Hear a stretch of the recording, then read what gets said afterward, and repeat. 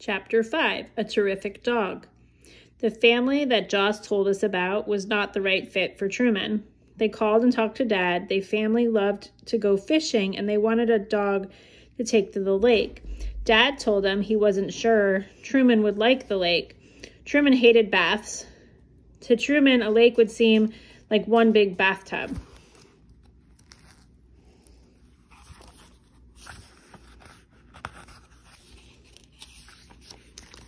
A day later, a man called and talked to Mom. He wanted a quiet house dog, one he could leave in his house while he went to work. Mom told him that Truman sometimes chewed things like blankets or rugs when he was alone. He wouldn't be a good fit for the man. Another week went by. Joss says that older dogs are harder to find homes for. Many people want puppies, Mom said. Truman is housebroken. He's already trained. That makes things easier for a family, I said. Dad nodded. True, he said. Does this mean you aren't sad anymore about finding a home for Truman? I was still a little sad about Truman leaving, but I was sadder that nobody wanted to adopt him. He was a good dog. He deserved a forever family. Finally, 4 days later, Mom had good news. Mr. and Mrs. Garcia and their son Ben are coming to the house on Saturday to meet Truman, she said.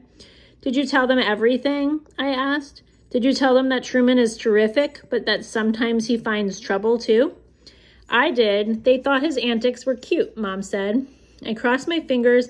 I loved having Truman here with us, but I wanted him to find his own home. On Saturday morning, I cleaned my room. I gathered all of Truman's toys and put them in his toy bag. Dad put Truman's bed next to the bag by the front door. We didn't know if this family would be a good fit. We hoped they would be. The doorbell rang. Yip, yip, yip. Woof, woof. I put Ollie in my room. I didn't want him to distract the Garcia family from Truman. Mr. Garcia was tall. He smiled a lot.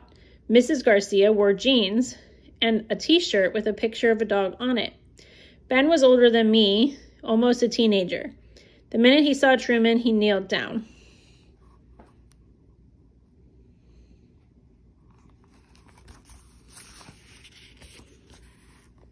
Truman hid behind my mom. I looked at Ben. I was worried that he would be upset, but he just smiled. I kneeled down too. It's okay, Truman. These people want to meet you, I said.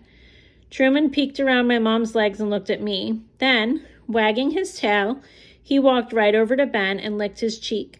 Ben laughed. He is beautiful, Mr. Garcia said. Truman went to Mrs. Garcia and sat down in front of her. What a good boy, she said, patting his head. He is terrific, Ben said, turning to me. Your dad said he sometimes gets into trouble.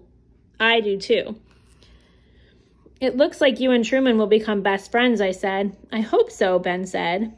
I think Truman will be perfect for our family, Mrs. Garcia said. Can we take him home? I handed Truman's leash to Ben. Mr. and Mrs. Garcia gathered Truman's things.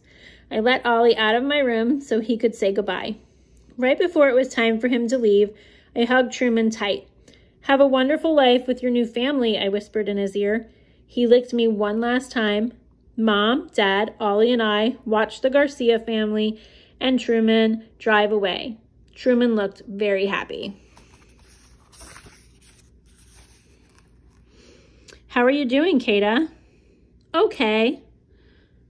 Okay, Mom asked. I think so, I said. I'm a little sad, but mostly happy. Yep, yep, yep. Ollie crawled onto my lap and nuzzled my ear. I was happy he found his forever home with us. I was happy Truman had found his forever home with Ben, too. Life at my house went back to its normal routine.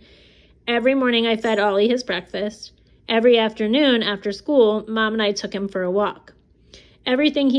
He sat next to my chair. Every evening he sat next to my chair as I did my homework. Every night he curled up on my bed to sleep.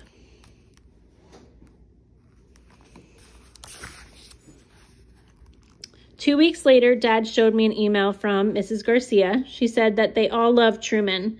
Ben and Truman went to the park every day. Attached to the email was a picture of Truman with his rubber ducky in his mouth. He was sitting on Ben's bed. I guess they didn't have a rule about no dogs on the furniture.